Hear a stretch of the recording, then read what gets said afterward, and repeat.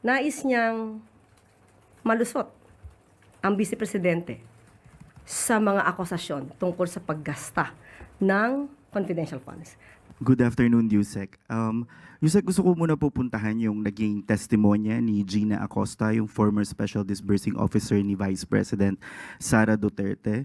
During the impeachment trial, nagkaroon po ng exchange si Acosta and si Senator Judge Amy Marcos kung saan po sinabi niya or she clarified whether Vice President Sara Duterte personally handled or took any of the confidential funds na dinisburse niya or katabi niya daw ba si Vice President Duterte habang ginagawa niya yung mga report or dokumento regarding this funds. But sabi po ni Acosta, she never saw the Vice President take or keep any of the money. Siguro po, in this kind of exchange, how does the palace view ito pong line of questioning ni Senator Amy?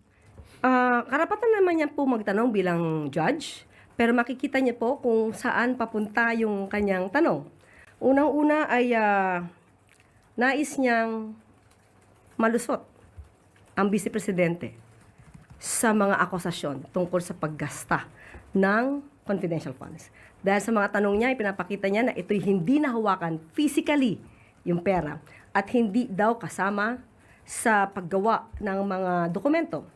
Pero tandaan po natin, mismo ang witness ay umamin na ang nag-utos na ibigay ang confidential fund, buo, yung 125 million, ay utos ng Vice Presidente sa kanyang security officer na si Colonel Lachica pagdating sa OVP.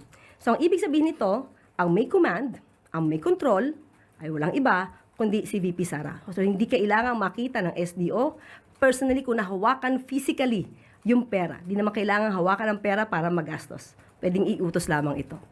At muli, makikita dito ang control, ang command ay nanggagaling sa Vice Presidente at yun mismo ang inamin ni SDO or rather ex-SDO ng OVP na si Gina Acosta. Hindi siya nagpatumpik-tumpik na aminin na ang lahat ng nag-utos nito ay walang iba kundi si Vice Presidente.